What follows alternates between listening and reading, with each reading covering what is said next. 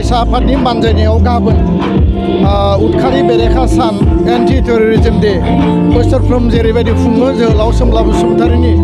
बे थैनाय सानखौ लानानै आरो बेयाव जोङो टीम होदों बीट द terror of drugs and human trafficking माने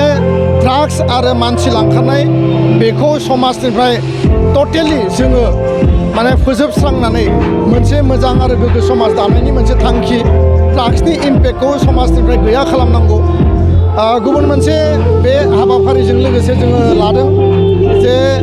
चिरां आरो क'क्राझार जिल्ला दुलाराय बर' फरायसा आफाद आरो मिरु आफाद जोङो जथायै बासुगाव गयबारि बिथांनि जि फबनाय जायगा बेयाव जों खुंगोन आरो बेयाव जोहोलाव सोमब्ला बसुमतारी सिभिल हस्पिटाल आरो आर.एन.बि सिभिल हस्पिटाल बे मोननै सिभिल हस्पिटालाव 200 इउनिट जोङो ब्लाड डनेसन माने 200नि बारा जोंनि एबसुनि मावथिफोरा बेयाव ब्लाड डनेसन होगोन लोगोसेनो मसलपुर तामुलपुर आरो उदालगुरि जिल्ला बे मोनथाम जिल्लाजों 100 इउनिटनि बारा ब्लाड डनेसन होगोन आरो बिनि गेजेरजों जायफोरा बेमार आजाराव खैफोदाव गोलैयो हस्पिटालाइज जायो जायनो थै नांगौ ब्लाड नांगौ आरो ब्लाडनि रिक्वायरमेन्टआ दायो बारा जाबाय जायफोरा एक्सिडेन्टआव बा बायदिसिना थासारियाव ब्लाड नांगौ जायो बेखौ जोङो जोंनि ओनसोलाव साफिसियेन्ट नाम्बार्स अफ ब्लाड बेंकआव डेप'जिट दोननायनि मोनसे थांखिजों गाबोन जों ब्लाड डनेसन खालामगोन आरो मिजिंथियो जे गाबोननि हाबाफारिया मोजाङैनो जागोन आरो दुलाराय बर' फरायसा आफादा जेब्लाबो माहारिनि थामोनथा रैखाथि माहारिबादखौ लानानै जों हाबा मावलांगोन आरो बे हाबा मावनायनि बेलायाव रायजो राजानि मदद आरो सापर्टखौ जों जेब्लाबो मोननो हास्थायगोन आरो रायजो राजाया जेब्लाबो जोंखौ गोसो गोथारै मदद होबोगासिनो दं गोजोन्थों।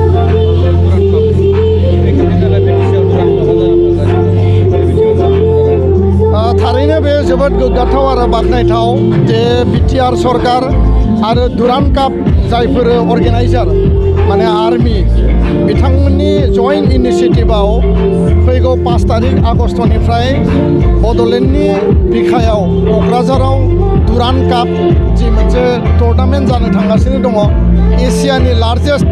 माने मोनसे प्रिमियार कम्पिटिसन आरो बे हाबाफारिया बेसेबांबा गोबावनि उनाव जोंनि बड'लेण्डआव जादों बे जोंनि थाखाय गोग्गाथाव आरो बाख्नायथाव दुरान कापनि थाखाय स्पेसियेलि आङो बयखौबो बरायबाय आरो बिटिआर सरकार आरो दुरान काप अर्गेनाइजार जायफोर आर्मिनि टीम दङ बिथांमोनखौ आङो धन्यबाद होदों लोगोसेयैनो